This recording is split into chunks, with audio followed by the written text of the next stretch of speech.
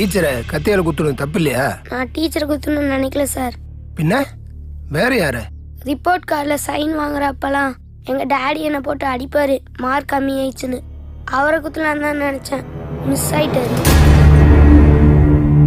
மேக்ஸில் மார்க் கம்மி ஆயிடுச்சுன்னு எங்கள் டியூஷன் மாஸ்டர் அடிச்சுட்டே இருந்தார் சார். அவரை குத்தணும்னு நினச்சேன் சார், அவரும் எஸ்கேப் ஆயிட்டார் சார். அப்போ தான் கோவத்தில் ஹிந்தி மிஸ்ஸை குத்திட்டேன் சார். உன் ஃபியூச்சர் நல்லா இருக்கணும் தானே உங்கள் டாடி மம்மி டீச்சர்ஸ் எல்லாருமே படிங்கிறாங்க. அதில் தப்பு இருக்கு? அதுக்காக கத்தி எடுத்து குத்திடுவியா நீ? தப்புன்னு தெரியல உனக்கு? அவங்க என்ன பண்ணான்னு உங்களுக்கு தெரியுமா சார்?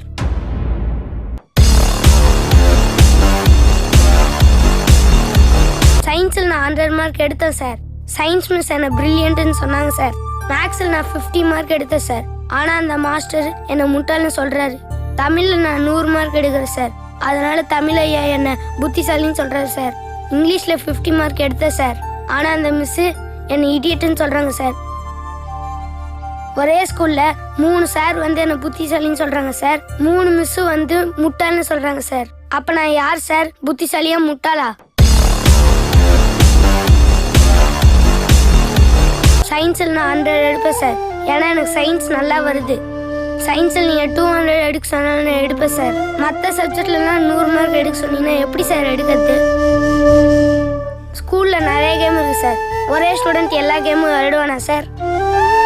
அதே மாதிரி எல்லா சப்ஜெக்ட்லேயும் ஒரு ஸ்டூடெண்ட் எப்படி சார் மார்க் வாங்க முடியும்?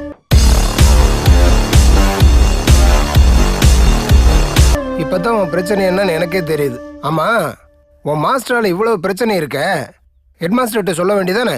அவரே பிரச்சனை சார். அவரால் உனக்கு என்னடா பிரச்சனை? எங்கள் ஸ்கூல் பேக் இருக்குல்ல சார், அந்த வெயிட்டை தூக்கி பார்த்துருக்கீங்களா? நான் தூக்குனதில்ல, என் பசங்க தூக்கிட்டு போவானுங்க. அதான் நான் பார்த்துருக்குறேன். பாவமாக தாண்டா இருக்கும். ஆமாம், அவ்வளவு வெயிட்டாவாடா இருக்கும்? சார் செம வெயிட் சார்.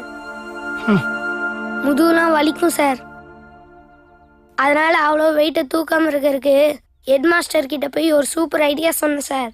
என்ன ஐடியாடா? ஸ்கூல் ஓப்பன் பண்ணும்போது எங்களுக்கு 2 செட்டு புக்கு கொடுத்துருங்க. ஒரு செட்டு புக்கு வந்து நாங்கள் வீட்டில் வச்சுக்கிறோம், இன்னொரு செட்டு புக்கு வந்து கிளாஸில் வச்சுக்கிறோம். வெயிட் தூக்க வேண்டிய அவசியமே இல்லைன்னு சொன்னேன் சார்.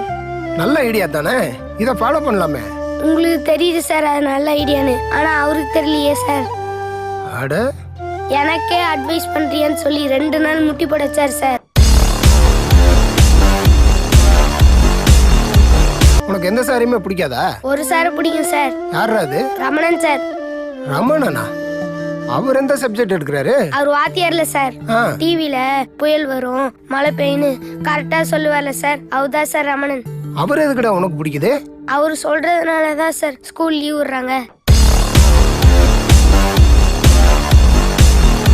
ஸ்கூல் லீவ் விட்டா எங்க எல்லாத்துக்கும் ஜாலி சார்.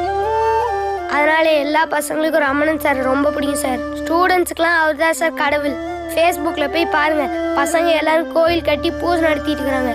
ஃபேஸ்புக்கில் போய் பார்க்குறதெல்லாம் அப்புறம் இருக்கட்டும்டா. எல்லா சப்ஜெக்ட்லேயும் 100 மார்க் எடுன்னு சொல்றது உன்னுடைய திறமையை வெளியே கொண்டு வரக்காக. அதை ஏன்டா தப்பா புரிஞ்சுட்டு இருக்கிற? எது சார் திறமை? எங்களை மட்டும் 100 மார்க் எடு 100 மார்க் எடுன்னு அடிக்கிறாங்களே சார். இன்னைக்கு இருக்க எல்லா ஸ்டேட்டோட எஜுகேஷன் மினிஸ்டரும் எல்லா சப்ஜெக்ட்லேயும் 100 மார்க் எடுத்தாங்களே சார். அது மட்டும் இல்லை சார், 100 மார்க் எடுத்து IAS IPS ஆனவங்களாம் கவர்மெண்ட் கிட்ட சம்பளம் ஆகிட்டு இருக்காங்க சார். 40 மார்க் 50 மார்க் எடுத்தவங்க ஃபெயில் ஆனவங்க இவங்கெல்லாம் அரசியல்வாதியாகி சம்பளம் கொடுத்துட்டு இருக்காங்க சார். எல்லா சப்ஜெக்ட்லையும் 100 மார்க் எடுக்கிறோம் தான் புத்திசாலிங்கிற சிஸ்டத்தை தூக்கி போட்டு உடைக்க சொல்லுங்க சார். இந்த எஜுகேஷன் சிஸ்டம் இப்படியே இருந்துச்சுன்னா ஸ்டூடெண்ட்ஸோட லைஃப் ரொம்ப ரிஸ்க்கு சார்.